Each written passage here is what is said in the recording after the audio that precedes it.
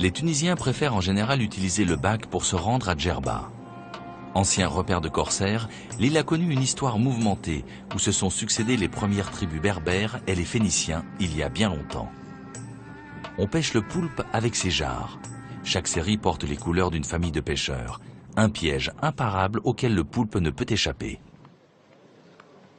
Le village de Oumtouk est le centre vital de l'île. Il témoigne de son passé actif, comme ce caravansérail aujourd'hui transformé en hôtel. Vieux de 4 siècles, les grandes caravanes marchandes venaient s'y reposer.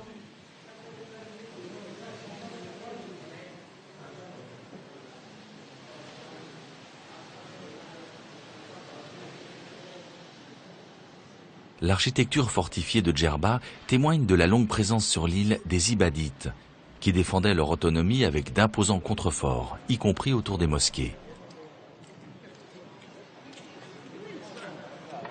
Sous le village se cache un dédale de bassins souterrains qui servait à conserver l'eau de pluie fraîche pendant les longues périodes caniculaires.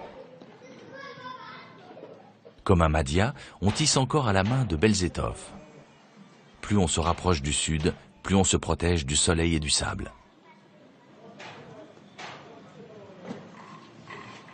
C'est aussi à Oumtouk que se côtoient en paix des bijouteries tenues par des juifs et des musulmans.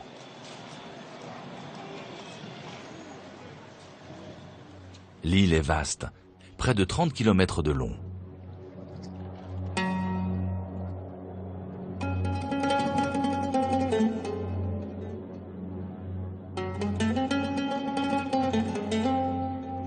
Des arbres centenaires indiquent que la culture des olives est une pratique très ancienne.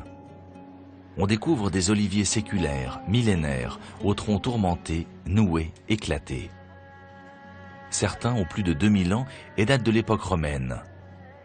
Le climat exceptionnel donne naissance à une variété d'olives dont l'huile possède des qualités gustatives originales avec une saveur contrastée. Les plaines alentours sont surtout céréalières. Avant l'essor touristique, les Djerbiens cultivaient du blé, de l'orge, du sorgho et des lentilles, qui constituaient la base de leur alimentation. Le couscous d'orge au poisson ou à la viande séchée est conservé dans de l'huile d'olive et les petits anchois séchés sont des spécialités de l'île.